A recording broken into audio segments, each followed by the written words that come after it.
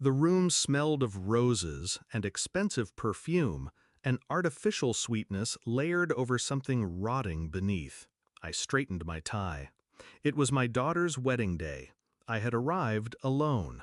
At the entrance, a young hostess held a clipboard, eyes flicking nervously from my face to the names. Her smile faltered.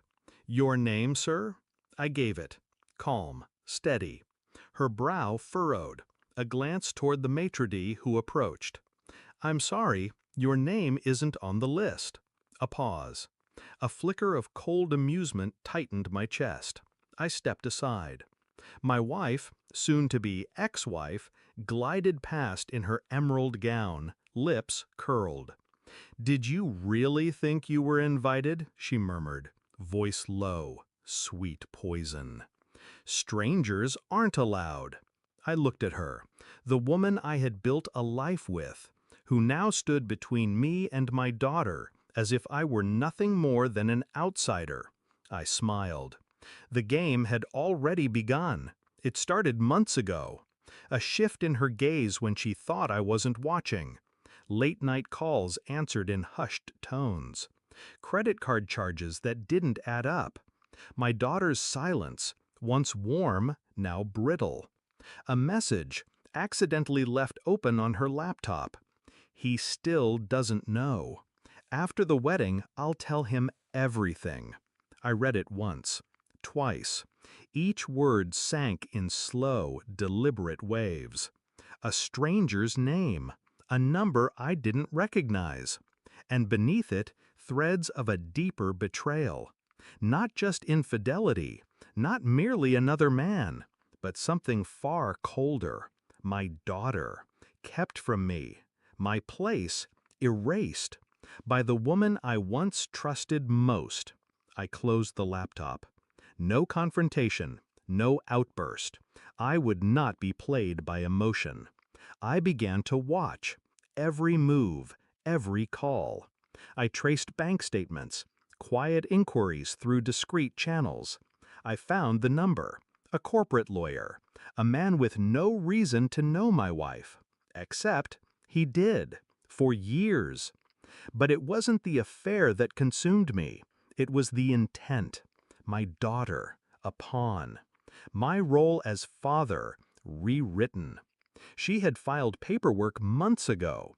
Custody agreements, legal maneuvers, layers of deceit designed to cut me out entirely. After the wedding, the papers would surface. Final, binding. I said nothing. Instead, I gathered.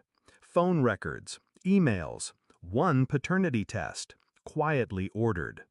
The nights stretched long, each piece clicking into place. She hadn't just betrayed me, she had plotted to erase me. The courier arrived 2 days before the wedding, a simple envelope. Clinical.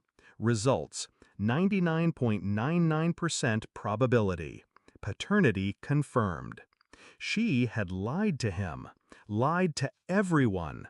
My daughter was mine. I held the paper in cold fingers. No tears, no relief. Only a deep, settling calm. At the rehearsal dinner, I sat across from her. She spoke easily, mask flawless. When dessert was served, I slid the envelope across the table. No words. She opened it. The color drained from her face. A small gasp, a crack in her perfect poise. Her eyes met mine. I remained still. She knew. At the wedding reception, I waited.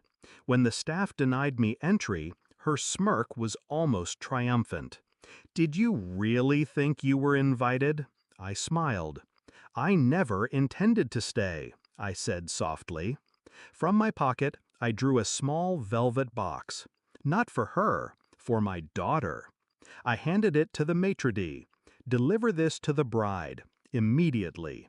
Inside, a folded letter, a copy of the test, a note in my hand. "No matter what you were told, I am your father. Always."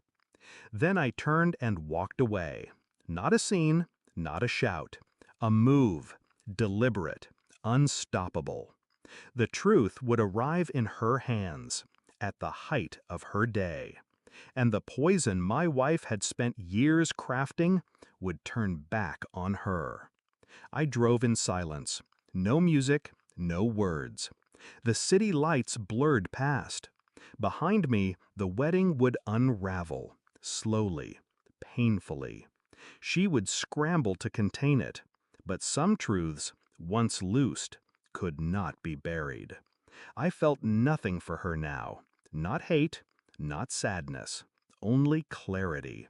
A chapter closed, a reckoning earned. As I reached my driveway, the phone buzzed, her number. I let it ring and smiled.